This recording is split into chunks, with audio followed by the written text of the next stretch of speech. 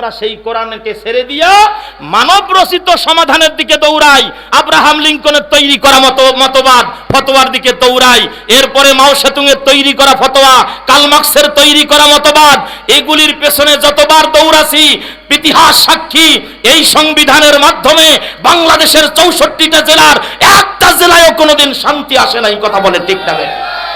আমার ভাইরা, আইয়ুবের শাসন দেখেছেন, বঙ্গবন্ধুর ভাষণ শুনেছেন, আমার ভাইরা জিয়াউর রহমান আমাদের জন্য খাল কেটেছেন, ঠিক না বেটি?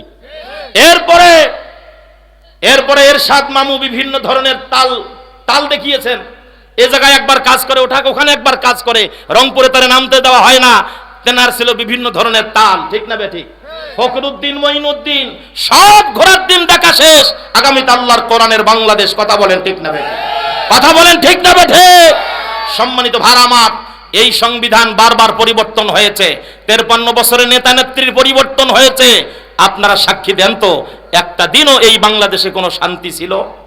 খবরের কাগজ খুললেই পরে ধর্ষণ, খবরের কাগজ খুললেই পরে মারামারি কাটাকাটি ফাটাফাটি, খবরের কাগজ খুললেই পরে বিপদ আপদ মুসিবত বালা মুসিবত। কথা বলেন ঠিক না বেটি? সম্মানিত ভাইরা আমার, তাহলে সব কিছু বাদ দিয়ে একটাবার আল্লাহর জমিনে আল্লাহর কোরআন আমরা দেখতে চাই। কারা কারা আরেকবার দুই হাত তুলে আল্লাহকে দেখা।